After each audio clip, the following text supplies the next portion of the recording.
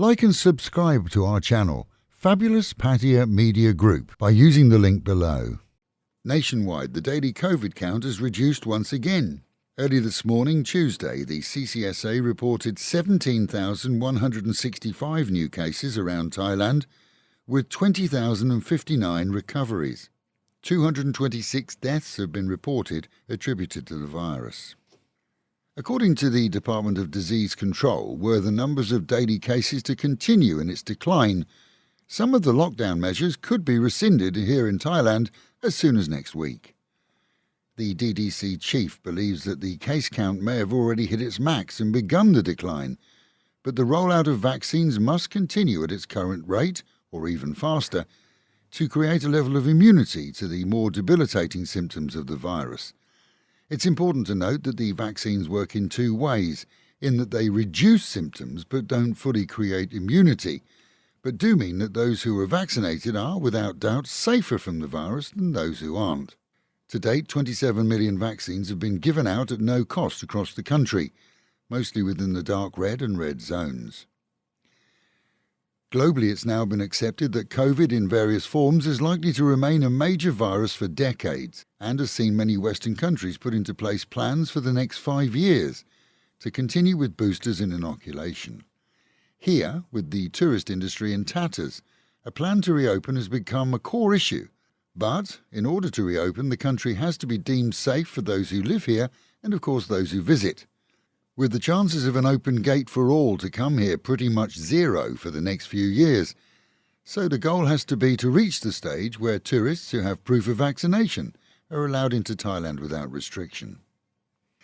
As we reported yesterday, on many bars in Phuket's Bangla Road reopening against rules imposed in the island that forbid alcohol consumption on the premises.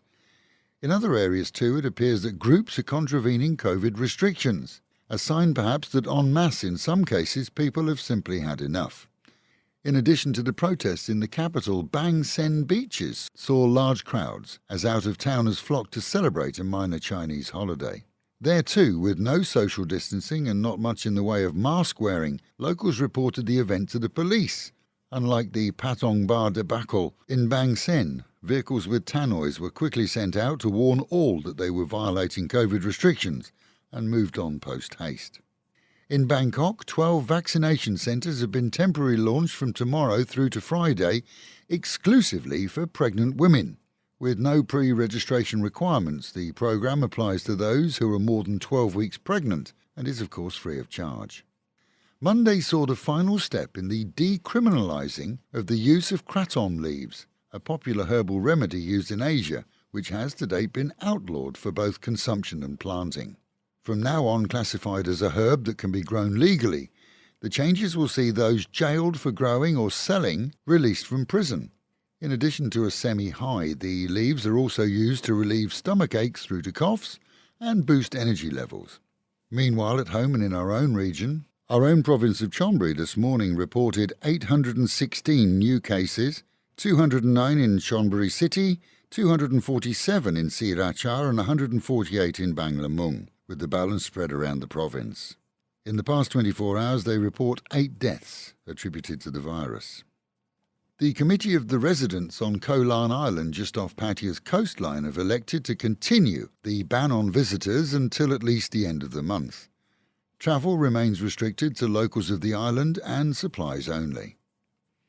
As the local vaccination program here in Pattaya continues for expats, the Bangkok Pattaya hospital team continues to vaccinate, now every weekday by appointment only.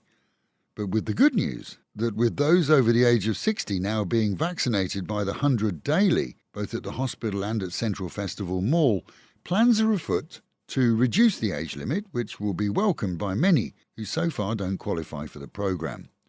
There's no point in applying just yet, but pretty soon, we're told, registration for the over 40s will be possible, and a full video showing the procedure is available on our website. And that website, alwayspattaya.com, is back up and running after issues with the server hosting company. A change of company has seen the site back up and running, and faster too, with live radio streaming the latest news, daily Thai lessons along with links to those businesses listed who offer home delivery or takeaway.